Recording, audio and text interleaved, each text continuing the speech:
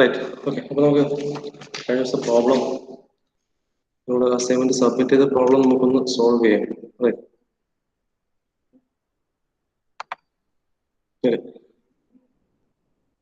This is your problem.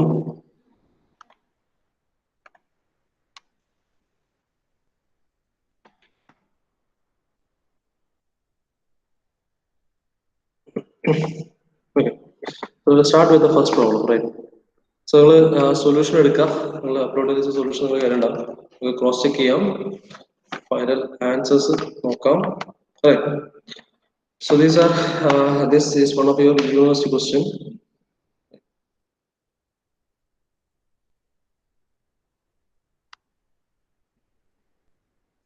Right. Okay. So here the question is as follows: the principal stresses at a point in an elastic material are, right? So principal stresses so principal stresses in an elastic material are 22 Newton per mm square, 110 Newton per mm square, and 55 Newton per mm square. Right. So that means there are three principal stresses. So that means this is a three-dimensional problem. Right. So your one of the principal stress denote is using the letter sigma 1, sigma 2, and sigma 3. So you have three principal stresses: sigma 1, sigma 2, and sigma 3. And the values of these principal stresses are first one and the sigma 1. See when you are taking these values in the the maximum value will be your sigma 1. നമ്മൾ അങ്ങനെ എടുക്കാം അല്ലേ? Principal സ്ട്രെസ്സിലെ ഏറ്റവും highest value അങ്ങനെ എടുക്കണം നിർബന്ധമില്ല, but still നമ്മൾ normal കേസിൽ സിഗ്മ 1 എന്ന് നമ്മൾ റെപ്രസെന്റ് ചെയ്യുന്നത് മാക്സിമം മേജർ പ്രിൻസിപ്പൽ സ്ട്രെസ്സിനാണ്. So you can take the major principal stress value which is sigma 1 110 Newton per mm square is your major principal stress. Yes, now that is tensile. Tensile ആണ് positive ആണ്. Right. Now sigma 2, right? So sigma 2, it is 22 Newton per mm square. Again, that is tensile. So it is positive, right? Positive order, positive. Third case, your third principal stress is 55 Newton per mm square. 55 Newton per mm square. Here, it states that the force is, so the stress is compressive. So that means this is minus 55 Newton per mm square. Correct. Okay, right. Above. Now, if the elastic limit, if the elastic limit in tension is 210 Newton per mm square. Okay, elastic limit on it, more or less, it's almost same as your yield tensile strength. Okay, you can take it as yield tensile strength value as 210 Newton per mm square. It's a variation of yield tensile strength. Elastic limit, right? So you can take the value as 210 Newton per mm square. Right. Then determine whether failure of the material will occur or not according to maximum principal stress theory, maximum shear stress theory, and maximum distortion energy theory. Okay. So you are asked to check, okay, in which way the failure is proposed to occur. Right. എങ്ങനെയാണ് ഇതിൽ failure സംഭവിക്കുക, ഏത് theory of failure base ചെയ്തിട്ടായിരിക്കാം ഇത് fail ആവുന്നത് എന്നുള്ളതാണ് ചോദ്യം. Right. Okay, അപ്പൊ നമുക്ക് ഇത്രയും കാര്യങ്ങളാണ് തന്നിട്ടുള്ളത്. എന്താണ് മൂന്ന് പ്രിൻസിപ്പൽ സ്ട്രെസ്സസ് തന്നിട്ടുണ്ട്. That means that is A three dimensional problem. എന്താണ് ഇലാസ്റ്റിക് ലിമിറ്റിലെ സ്ട്രെസ് തന്നിട്ടുണ്ട്, which is 210 Newton per mm square. അതിന് തന്നെ നമ്മൾ yield ടെൻസൈൽ സ്ട്രെങ്ത്തിന്റെ വാല്യൂ ആയിട്ട് എടുക്കുകയാണ്, കാരണം വളരെ ചെറിയൊരു വേരിയേഷൻ ഓഫ് വാല്യൂ മാത്രമേ ഉണ്ടാവുള്ളൂ. Right. Again, now we are asked to find out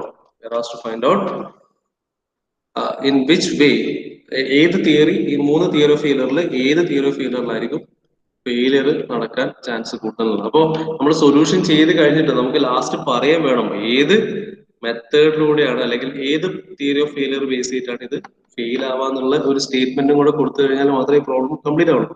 ഞാൻ അങ്ങനെ ഒരു സ്റ്റേറ്റ്മെന്റ് ആരെങ്കിലും ചെയ്തിട്ടുണ്ടോ? എന്റെ കണ്ടിലൊന്നും പെട്ടിട്ടില്ല. ജസ്റ്റ് ക്വിക്കായിട്ട് നോക്കിയപ്പോൾ ആരും അങ്ങനെ ഒരു സ്റ്റേറ്റ്മെന്റ് എഴുതിയതായിട്ട് കണ്ടില്ല. ഫാക്ടർ ഓഫ് സേഫ്റ്റി വരെ കണ്ടുപിടിച്ചത് മാത്രമേ ഉള്ളൂ, അല്ലെ? അതും ചെയ്തിട്ടുണ്ടോ? ഇനി വേണം ഉണ്ടെന്നാണോ ഇല്ലെന്നാണോ?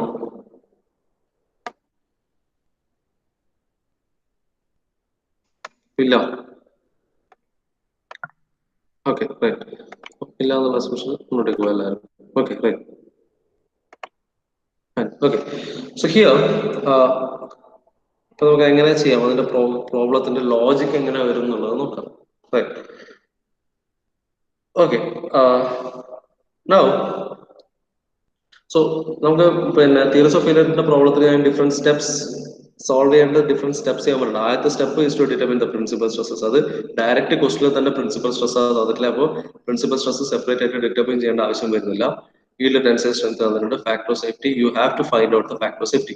ഇപ്പൊ ഫാക്ടർ ഓഫ് സേഫ്റ്റി ബേസ് ചെയ്ത് നമ്മൾ ഇത് എങ്ങനെ സ്ഥാപിച്ചെടുക്കും എന്നുള്ളതാണ് പറയാൻ പോകുന്നത്. ഓക്കെ, സോ ബേസ്ഡ് ഓൺ, അപ്പൊ നമുക്ക് ഡയറക്റ്റ് തിയറീസ് ഓഫ് ഫെയിലിയറിലേക്ക് പോകാം അല്ലെ. Theories of failure. Okay, so your first theory of failure as per the question is maximum principal stress theory or Rankine's theory, or Rankine's theory. Right. So as per Rankine's theory, the failure of a material subjected to biaxial or triaxial stress occurs when your major principal stress, ഈ മൂന്നെണ്ണത്തിൽ ഏതാണോ maximum വരുന്നത്, when that value is equal to yield tensile strength by factor of safety. Right. So as per your maximum principal stress theory, your factor of safety is nothing but yield tensile strength by sigma 1. So yield tensile strength value we have, which is 210 divided by sigma 1 is nothing but 110. Okay, 21 by 11 varum. So your factor of safety value is will be approximately equal to 2 varum. 1 point something varum. No. Yes, sir. Right. So we can take it as approximately equal to 2. നമ്മൾ അടുത്ത factor of safety value ഒരു whole number ആയിട്ടാണ് എടുക്കുക. അപ്പം പിന്നെ അതിന്റെ തൊട്ടടുത്ത വാല്യൂലേക്ക് എടുക്കാം. Right. Now, based on the second theory of failure, അല്ലെ, രണ്ടാമത് എന്താ, മാക്സിമം ഷിയർ സ്ട്രെസ് തിയറി ആണ് അല്ലെ. So based on maximum shear stress theory അല്ലെങ്കിൽ പിന്നെ Huber bone Mises and ഹെക്കിസ് theory എടുത്തു കഴിയുമ്പോൾ എന്ത് കിട്ടും? maximum shear stress theory എടുത്തു കഴിഞ്ഞാൽ your maximum shear stress theory states that, നമ്മുടെ സ്റ്റേറ്റ്മെന്റ് എങ്ങനെയാണ് വരുന്നത്, എന്താണ്, ഇപ്പം ഇതൊരു 3 dimensional കേസ് ആണ് അല്ലെ. അപ്പൊ ഇതിൽ ഏതിന്റെ ഷിയർ സ്ട്രെസ് ആണോ ഏറ്റവും മാക്സിമം വരുന്നത്, you have to equate that maximum shear stress. എന്ന് വെച്ചാൽ ഇവിടെ 3 പോസിബിലിറ്റി ഉണ്ട്. ഒന്ന് സിഗ്മ 1ഉം സിഗ്മ 2ഉം കാരണം ഇവിടെ ഒരു മാക്സിമം ഷിയർ സ്ട്രെസ് ഉണ്ടാവും, that be tau 1 2. Similarly sigma 2ഉം സിഗ്മ 3ഉം കാരണം ഇവിടെ ഒരു ഷിയർ സ്ട്രെസ് ഉണ്ടാവും, tau 2 3. And again sigma 1ഉം sigma 3 കാരണം ഒരു ഷിയർ സ്ട്രെസ് ഉണ്ടാവും, which is tau 1 3. ഇപ്പൊ മൂന്ന് കേസും നമ്മൾ ചെക്ക് ചെയ്യണം എവിടെയാണ് മാക്സിമം ഷിയർ സ്ട്രെസ് വരാൻ നോക്കണം. Right. So your tau 1 2 is nothing but sigma 1 minus sigma 2 by 2 1. Right. Now similarly tau 2 3 is sigma 2 minus sigma 3 by 2. Again tau 1 3 is sigma 1 minus sigma 3 by 2. Right. Solve ചെയ്ത് കഴിഞ്ഞാൽ sigma 1 എത്രയാണ്, 110 ആണ്. 110 minus 22 by 2 എത്ര വരാം, 92 by 2 വരും അല്ലെ. Right. അല്ലെ. Similarly tau 2 3 22 minus 55 divided by 2 varum, which is nothing but 77 by 2. Again tau 2 3 sigma 1 is 110 minus 55 divided by 2, which is 165 divided by 2. ശരിയല്ല? Right. So on comparing this tau 1 2 tau 2 3 and tau 1 3, your tau 1 3 is greater than tau 2 3 and tau 1 2 greater than tau 2 3 ആണ് അല്ലെ, from the result. Right. So that means you have to equate in the tau 1 3, right? Tau 1 3, which is nothing but sigma 1 minus sigma 3 by 2. You have to equate it with yield tensile strength by 2 into factor of safety, or your equation is this one, sigma 1 minus sigma 3 is equal to yield tensile strength by factor of safety. Right. So your sigma 1 value നമുക്കറിയാം, 110 minus 55 divided by 2 ഉണ്ടല്ലോ, 2 പോയി, is equal to yield tensile strength value is 210 divided by factor of safety, or your factor of safety is equal to 210 divided by 165, right? That's a point something where you can approximate it to 1. ശരിയല്ലേ? ഇങ്ങനെയാണോ കിട്ടിയത്? ഇവിടെ mistake വരുത്തിയിട്ടുണ്ടോ? Second case ഈ മൂന്ന് കേസുമായിട്ട് എടുത്ത് ചെയ്ത് നോക്കിയിട്ടുണ്ടോ? അല്ല ഒരു കേസ് മാത്രം എടുത്ത് ഡയറക്റ്റ് ചെയ്യണോ ചെയ്തേ?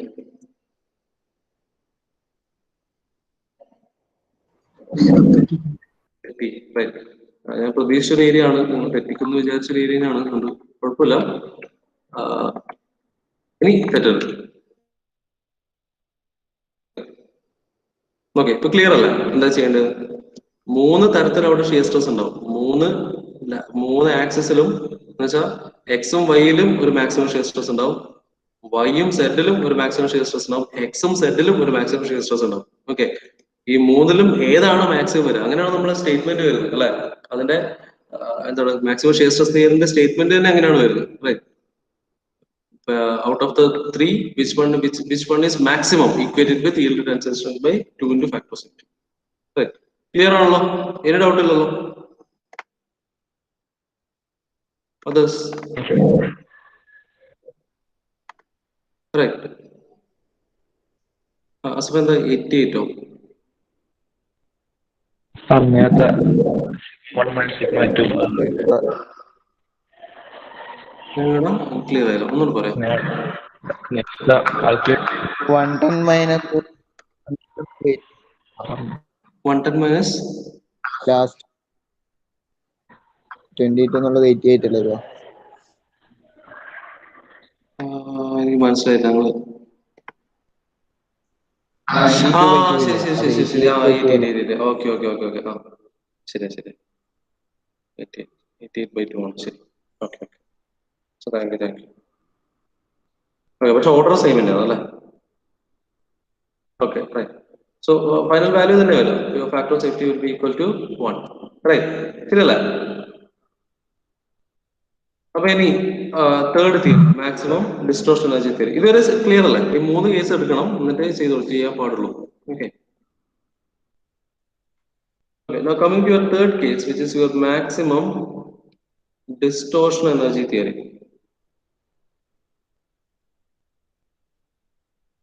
Okay, then the equation work. Maximum distortion energy theory. 3-dimensional case.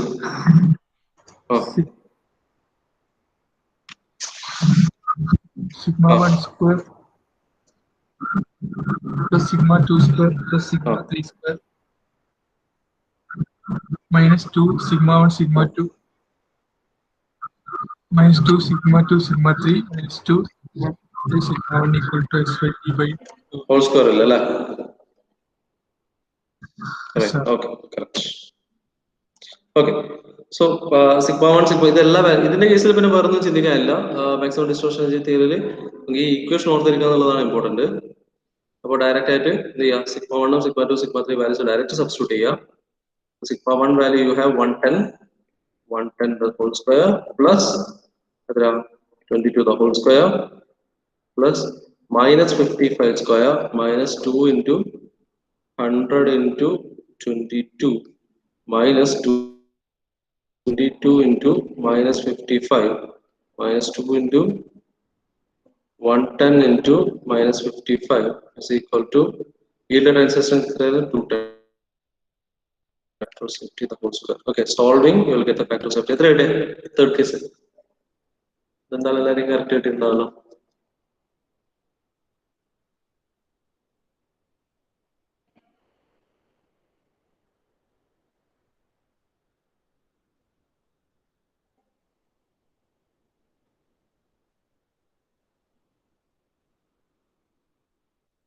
Ready, factor of safety. Sir, 1.32. 1.32 ആണ്.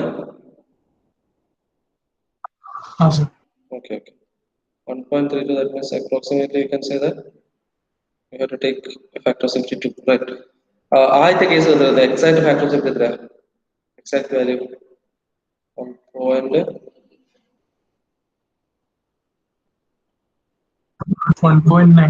Right. Okay, approximately 2. Right. അപ്പൊ ഈ ഫാക്ടർ ഓഫ് സേഫ്റ്റി ബേസ് ചെയ്തിട്ട് നമുക്ക് ഇത് എങ്ങനെ പറയാം? ഇത് ഏത് തിയറി കൊണ്ട് ഫീൽ? നിങ്ങളൊന്ന് ഗസ് വർക്ക് ഏതായിരിക്കും, ഏത് തിയറി ഓഫ് ഫീൽഡ് കൊണ്ടായിരിക്കാം ഇത് ഫീൽ ആവുന്നത്?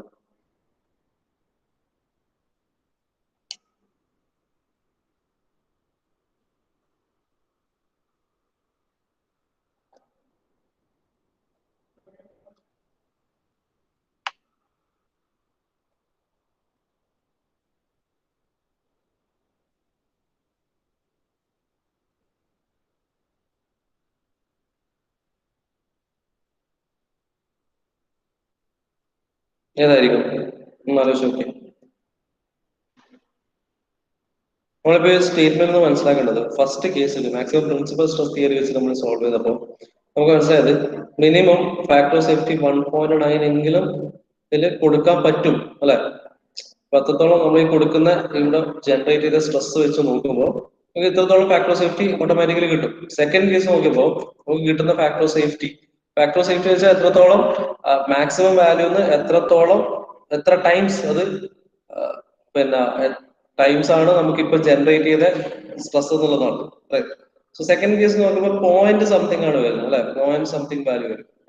So it is less than 1. Similarly maximum distortion energy theory is 1.32. Okay, so from all these cases the factor of safety of maximum shear stress theory is the lowest, right? So from this we can say that it can fail by the probability of failure by maximum shear stress theory is more. Okay, so it might fail by maximum shear stress theory. കാരണം അവിടെയാണ് ഏറ്റവും lowest factor of safety നമുക്ക് കിട്ടുന്നത്. Clear? ഈ ഒരു സ്റ്റേറ്റ്മെന്റും കൂടെ ആയി കഴിഞ്ഞാല് ഇത് കംപ്ലീറ്റ് ആവും ഈ പ്രോബ്ലം. ഇത്രയേ ഉള്ളൂ ഈ പ്രോബ്ലം ചെയ്യാൻ. ഈ പിന്നെ പ്രിൻസിപ്പൽ സ്ട്രെസ് കിട്ടിക്കഴിഞ്ഞാൽ പിന്നെ ഈ ഓരോ ഇക്വേഷനും വർക്ക് ചെയ്യുക എന്നുള്ളത് മാത്രമേ നിങ്ങൾക്ക് ചെയ്യാനുള്ളൂ. അത്ര സിമ്പിൾ ആണ് അല്ലേ? സിമ്പിൾ അല്ലേ?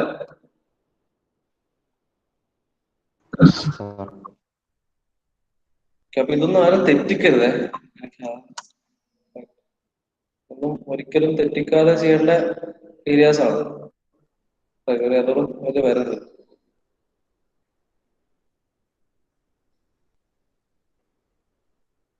ഓക്കെ, എല്ലാവർക്കും ക്ലിയർ ആണെന്ന് വിചാരിക്കുന്നു അല്ലേ? ആർക്കും എന്തെങ്കിലും പ്രശ്നം ഉണ്ടോ പറയാം.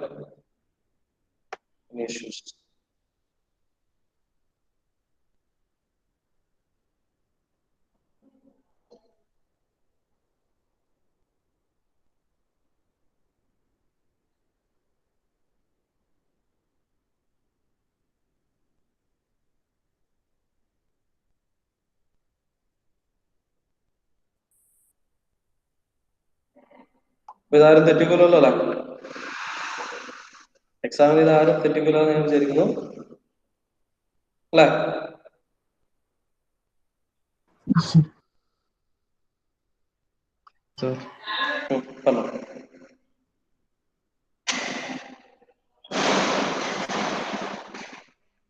ഓക്കെ, നമുക്ക് അടുത്ത പ്രോബ്ലം നോക്കാം.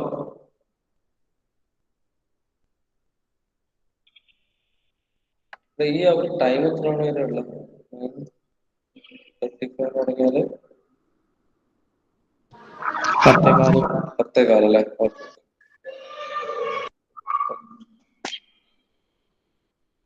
Yes, okay. അപ്പൊ നമുക്ക് അടുത്ത പ്രോബ്ലം കൂടെ സോൾവ് ചെയ്യാം.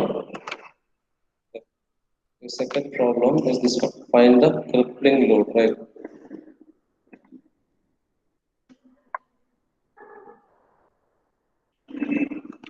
Okay. So then the second assignment problem. Find the crippling load of a hollow steel column.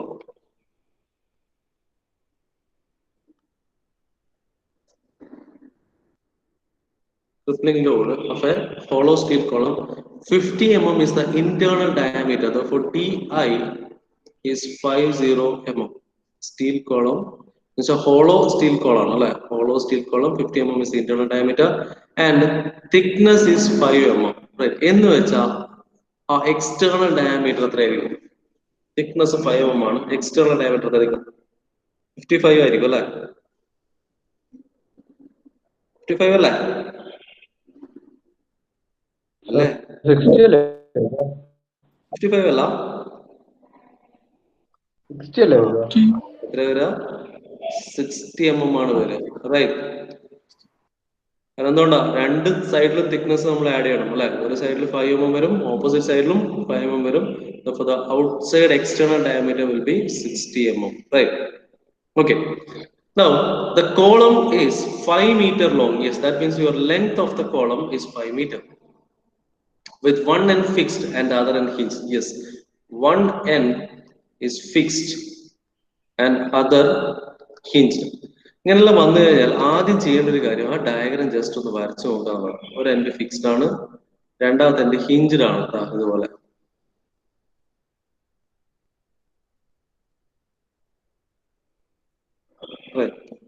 ഇതാണ് അവസ്ഥ. Length of this one is 5 meter. ഇതാണ് അതിന്റെ ലെങ്ത്. അതുപോലെ എക്സ്റ്റേണൽ ഡയമീറ്റർ ഇന്റേണൽ ഡയമീറ്റർ കിട്ടി. Now use Rankine's formula and Rankine's constant. Rankine's constant is your alpha, that is equal to 1 by 7500 sigma c value. So that's 335 Newton per mm square. Okay, now compare this load by crippling load given by Euler's formula. That's it. Okay, so ഇവിടെ എല്ലാ ഡാറ്റാസും നമുക്ക് ഇവിടെ തന്നിട്ടുണ്ട്, right? So your Rankine's equation, from your Rankine's equation you can say that your Rankine's equation for P is equal to the equation എന്ന് പറഞ്ഞേ. Rankine's equation. Rankine's equation. Sigma C by sigma square. No, sigma C into equation. Sigma C into A. Yes, divided by plus alpha into L by K the whole square. Right. Divided by LE by K the whole square. Right.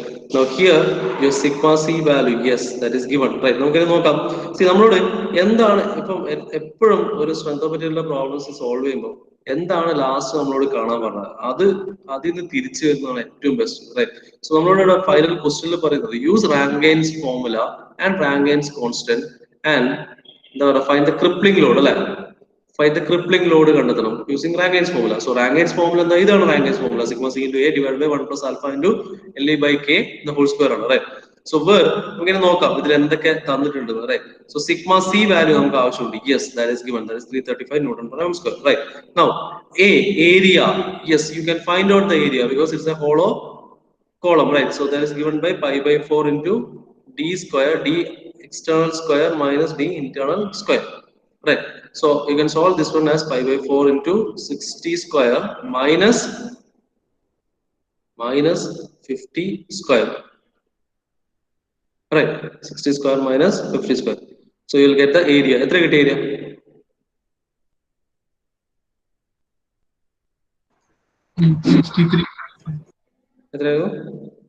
$863.5.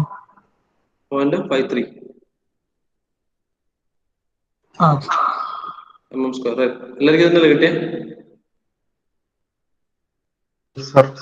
Right. Okay, right. So your area value, yes, it is given, right? Area getting right now 1 plus alpha value, yes, that is given in the question. In the effective length K value അറിയണം അല്ലേ? ഇത് രണ്ടുമാണ് നമുക്ക് അറിയാത്ത കാര്യങ്ങളല്ലേ.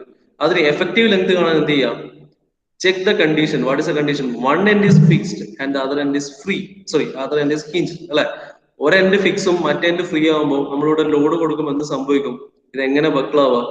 ഇത് hinged end തൊട്ട് ഇങ്ങനെ ബക്കിളാവും, റൈറ്റ്? ഈ എൻഡ് പോയിന്റ് എത്തുമ്പോൾ ഇതുപോലെ വരും. ദാറ്റ് മീൻസ് ഒരു ചെറിയ പോർഷൻ ഇവിടെ ബക്ലിംഗ് എഫക്റ്റീവ് ലെങ്ത്തിൽ വരില്ല. You will get only L by √2 as the effective length, right? അപ്പോൾ ഒരു effective length is L by √2, right? So L value നമുക്കറിയാം 5 മീറ്റർ ആണ്. which is nothing but 5000 mm divided by root 2 will give you the effective length. Again, k value തന്നിട്ടല്ലേ, so k കിട്ടുന്നത് root over I by a, right? So this solve ആണെങ്കിൽ you have to find out the moment of inertia. Moment of inertia is nothing but pi by 64 into capital D, so outer external d raised to 4 minus d I raised to 4, right? So that is equal to pi by 64 into do, that is 60 raised to 4 minus 50 raised to 4. Solving, you will get the moment of inertia I. എത്രയായിട്ടാ value പറഞ്ഞോ I? 32909 09.37. ഒരു second.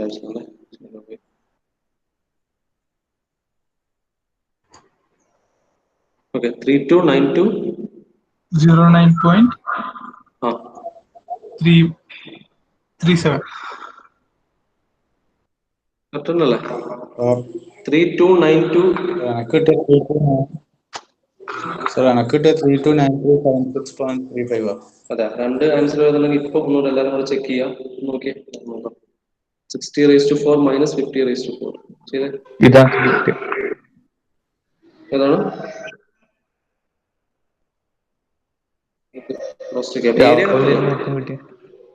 ഏതാ ഈ value കിട്ടിയ? Okay അല്ലേ? അപ്പൊ check ചെയ്യണ്ടല്ലോ. 329209.37 mm raised to 4, right? വേറെ ഒന്നും ചെയ്യാനില്ല. Calculator direct 60 raised to 4 minus 50 raised to 4 into 3.14 divided by 64 കഴിഞ്ഞു, right? Okay, now എന്ത് ചെയ്യാം? Substitute this value. Square root of I value is 329,209.37 divided by area. Area is 863.53. Solving, you will get the value of k, right? Similarly, effective length value ഇവിടുന്ന് കിട്ടും. എല്ലാം കൂടെ ഇവിടെ substitute ചെയ്യുക and you can solve for p, right? p value നിങ്ങൾ കണ്ടെത്തിയിട്ടുണ്ടാവും, അത് ഞാൻ check ചെയ്യാം. ഓക്കെ, ഫൈനൽ ആൻസർ എൻ്റെ ഇല്ല, യൂണിവേഴ്സിറ്റി പുസ്തകം സോൾവ് അല്ല, ഞാൻ സോൾവ് ചെയ്തിട്ട് പറയാം. ഓക്കെ, സോ ഇതാണ് procedure. See, more than the final answer, I am interested in the procedure. Okay, ഇതിന്റെ കറക്റ്റ് പ്രൊസീജിയർ ആണ് എനിക്ക് അതിൽ വേണ്ടത്. ഓക്കെ, ഫൈനൽ ആൻസറിൽ ചെറിയ മിസ്റ്റേക്ക് ഉണ്ടെങ്കിൽ ഒന്നും എനിക്കൊരു വിഷയമല്ല, procedure should be proper. Okay, so ഈ ഒരു പ്രോബ്ലം ചെയ്യാൻ വേറെ ഒന്നും നമുക്ക് ശ്രദ്ധിക്കേണ്ട കാര്യം ഉണ്ടായിരുന്നില്ല. എന്താ, ആകെ ഇത്രേ വേണ്ടു. റാങ്കൈൻസ് ഇക്വേഷൻ ആണ് സോൾവ് ചെയ്യേണ്ടത് വെച്ചാൽ റാങ്കൈൻസ് ഇക്വേഷൻ അവിടെ എഴുതുക, അതിൽ ഓരോ അൺനോൺ വാല്യൂസും കണ്ടെത്തുക, അതിൽ ഒരു അൺനോൺ എഫക്റ്റീവ് ലെങ്ത് ആണ്. ഇതൊക്കെ ചെയ്യാൻ അത് എത്ര ടൈം വേണം? അങ്ങനെ വളരെ കുറച്ച് ടൈമല്ലേ വേണ്ടു ഇതെല്ലാം ചെയ്യാൻ. അത്രേ ഉള്ളൂ, കഴിഞ്ഞില്ല. പക്ഷെ പ്രോബ്ലം കഴിഞ്ഞില്ല. ഇതെന്താ ഇല്ലേ? Compare this load by the crippling load by Euler's formula, right? So crippling load is nothing but pi square EI by effective length square. Okay, Young's modulus value yes തന്നിട്ടുണ്ട്, ക്വസ്റ്റ്യൻ തന്നിട്ടുണ്ട്. I നമുക്ക് already കിട്ടി, effective length already കിട്ടി, substitute ചെയ്യുക, PCR കിട്ടും. പക്ഷെ ഇവിടെ പറഞ്ഞ ക്വസ്റ്റ്യൻ അപ്പൊ ഇത്രയും ചെയ്തിട്ട് പലരും നിർത്തിയിട്ടുണ്ട്. ഞങ്ങളത് ചെക്ക് ചെയ്തപ്പോ പിയും കണ്ടുപിടിച്ചു, PCR കണ്ടുപിടിച്ചു, കഴിഞ്ഞു, അവിടെ നിർത്തി. തീരരുത്. ആകെ വളരെ കുറച്ച് പേരെ മാത്രമേ ബാക്കി അടുത്ത സ്റ്റെപ്പ് ചെയ്തിട്ടുള്ളൂ. ഇവിടെ എന്താ, compare this load by the crippling load by Euler's formula എന്നാണ്. കമ്പയർ ചെയ്യാനാണ് പറഞ്ഞത്. So you finally you have to take the ratio of P by Rankine's formula and P by Euler's formula. അതിന്റെ രണ്ട് ratio എടുത്ത് കഴിഞ്ഞാൽ നമുക്ക് compare ചെയ്യാൻ പറ്റില്ല. കമ്പയർ ചെയ്യുമ്പോൾ നമുക്ക് എന്ത് പറയണം? P Rankine is equal to something into P Euler ആണെന്ന് പറയാൻ വരണം, റൈറ്റ്? ഇത്ര ടൈംസ് റാങ്കൈൻസ് വരും, അല്ലെങ്കിൽ Euler's ഇത്ര ടൈംസ് ആയിരിക്കും റാങ്കൈൻ്റെ എന്ന് പറയാൻ പറ്റണം, റൈറ്റ്? അതാണ് ഈ കമ്പയർ എന്ന് പറയുന്നത്. So you have to take the ratio of Rankines and Euler's. Okay, clear? ഇതാണ് പ്രൊസീജിയർ.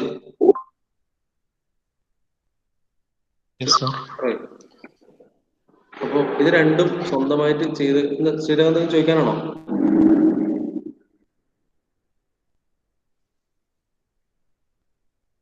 ഓക്കെ, സോ ഇത് രണ്ടും സ്വന്തമായിട്ട് ചെയ്തവർക്ക് ഇത് വളരെ കോൺഫിഡന്റ് ആയിട്ട് ഞാൻ പറയാം. അത് ക്ലിയർ ആയിട്ട് എനിക്ക് ചെയ്യാൻ വരികയാണെങ്കിൽ ഈ അഞ്ചാമത്തെ മൊഡ്യൂളിലെ എസ്സേന്റെ പ്രോബ്ലത്തിന്റെ ആൻസർ ഫുൾ മാർക്ക് കിട്ടും. ഓക്കെ, ഈ പാറ്റേണിൽ ചോദിക്കാനുള്ളൂ. അതാണ് ഏറ്റവും ഇൻട്രസ്റ്റിംഗ് ആയിട്ടുള്ള കാര്യം. തിയറീസ് ഓഫ് ഫെയിലറിന്റെ ഒരു പ്രോബ്ലവും അതിൽ പ്രതീക്ഷിക്കാം. ഇപ്പം 6th മൊഡ്യൂൾ എടുത്തു കഴിഞ്ഞാൽ, അല്ല 5th മൊഡ്യൂൾ എടുത്തു കഴിഞ്ഞാൽ ഷുവർ ക്വസ്റ്റൻ ആണ് ഒന്ന് തിയറീസ് ഓഫ് ഫെയിലറിന്റെ പ്രോബ്ലം, രണ്ടാമത്തെ ഷുവർ ക്വസ്റ്റൻ ആണ് Rankine's and Euler's equation base ചെയ്ത ഒരു പ്രോബ്ലം. അതിന്റെ സപ്പോർട്ടിംഗ് ആയിട്ട് വരാനുള്ള അടുത്തൊരു ക്വസ്റ്റൻ ആണ് എന്താണ്, നമ്മുടെ ഡെറിവേഷൻ ഫോർ പിൻഡ് കണ്ടീഷൻ, രണ്ടെൻഡും ഹിഞ്ച്ഡ് ആയിട്ടുള്ള കണ്ടീഷന്റെ ഓയിലേഴ്സ് ഇക്വേഷന്റെ ഡെറിവേഷൻ. ഈ 3 ക്വസ്റ്റ്യനും ഷുവർ ആയിട്ട് എക്സാമിന് പ്രതീക്ഷിക്കാം. 3 പ്രതീക്ഷിക്കാൻ തന്നെ ഞാൻ പറയുന്നത്. ഓക്കെ, അറ്റ്ലീസ്റ്റ് ഇതിൽ 2 നോക്കാൻ വരും. ഓക്കെ, പ്രോബ്ലം പക്ഷെ തിയറീസ് ഓഫ് ഫെയിലിയറിന്റെ പ്രോബ്ലം ഇതുപോലെ തന്നെ ആണെന്നില്ല. നമ്മൾ പല വേരിയന്റ് ഓഫ് പ്രോബ്ലംസ് ക്ലാസ് ചെയ്തിട്ടുണ്ട്. ആ വേരിയന്റ് എല്ലാം ചെക്ക് ചെയ്ത് നോക്കുക. ആ വേരിയന്റ് ഏതെങ്കിലും പക്ഷെ ഡയറക്റ്റ് ആണ്. തിയറീസ് ഓഫ് ഫെയിലിയറിന്റെ 5 ഇക്വേഷനും ബൈ ഹാർട്ട് ആയിട്ട് അറിഞ്ഞിരിക്കണം, കറക്റ്റ് ആയിട്ട് അറിഞ്ഞിരിക്കണം. അത് ഇപ്പൊ വരുന്നത്, അത് മാത്രമേ ഉള്ളൂ അവിടെ ശ്രദ്ധിക്കേണ്ടത്. ക്ലിയർ അല്ലേ? സിമ്പിൾ അല്ലേ? എന്തെങ്കിലും ബുദ്ധിമുട്ടുണ്ടോ? കുറച്ച് നോക്കിയാൽ സിമ്പിൾ ആണ്, വളരെ സിമ്പിൾ ആണ്. ചെറിയൊരു എഫേർട്ട് ഉണ്ടെങ്കിൽ കാര്യങ്ങൾ കറക്റ്റ് ആയിട്ട് നടക്കും. ഓക്കെ, അപ്പോ പിന്നെ ഇന്നിനി ഒരവറും കൂടെ ഉണ്ട് നമുക്ക്. പിന്നെ നമുക്ക് പതുക്കെ റിവിഷന്റെ പരിപാടിയിലേക്ക് കടക്കാം. ഓക്കെ, ഫസ്റ്റ് മോഡിലോട്ട് തുടങ്ങാം. പക്ഷെ നിങ്ങൾ വരുന്നതിന് കുറച്ച് പഠിച്ചിട്ട് വരണം. തൽക്കാലം നമുക്ക് ഇന്ന് വേറെ എന്തെങ്കിലും പ്രോബ്ലം ചെയ്യാം നെക്സ്റ്റ് അവർ. എന്നിട്ട് നെക്സ്റ്റ് ഡേ തൊട്ട് നമുക്ക് ഫസ്റ്റ് മോഡ്യൂൾ തൊട്ടിട്ടുള്ള റിവിഷൻ തുടങ്ങാം. അപ്പൊ ചെയ്യേണ്ട കാര്യം, ഫസ്റ്റ് മോഡ്യൂൾ ജസ്റ്റ് ഒരു ഓവർവ്യൂ, നിങ്ങൾ ഇന്ന് പഠിച്ചിട്ടുണ്ടാക്കണമെന്നല്ല, ജസ്റ്റ് ഒരു ഓവർവ്യൂ ഒന്ന് നോക്കി വെക്കുക. കാരണം ഫസ്റ്റ് മോഡ്യൂൾ കംപ്ലീറ്റ് നമ്മുടെ ഇതാണ്. ഫസ്റ്റ് മോഡ്യൂൾ എന്ന് വെച്ചാൽ സിലബസിലെ ഫസ്റ്റ് മോഡ്യൂളാണ് നമ്മൾ എടുത്ത ഫസ്റ്റ് മോഡ്യൂളാണ് ഉദ്ദേശിക്കുന്നത്. എന്ന് വെച്ചാൽ നമ്മുടെ 3 ഡയമെൻഷണൽ കേസ്, കാർട്ടീഷ്യൻ കോർഡിനേറ്റ് സിസ്റ്റത്തിൽ വെച്ചതും, പിന്നെ എന്താണ് പ്രിൻസിപ്പൽ സ്ട്രെസ് കാണാനുള്ള ഇക്വേഷൻ, മോർ സർക്കിൾ, അതുപോലെ പിന്നെ ആ ഒരു കൺസെപ്റ്റ് വരുന്ന ഏരിയ ഇല്ലേ, അത് കറക്റ്റ് ആയിട്ട് നോക്കണം. റൈറ്റ്.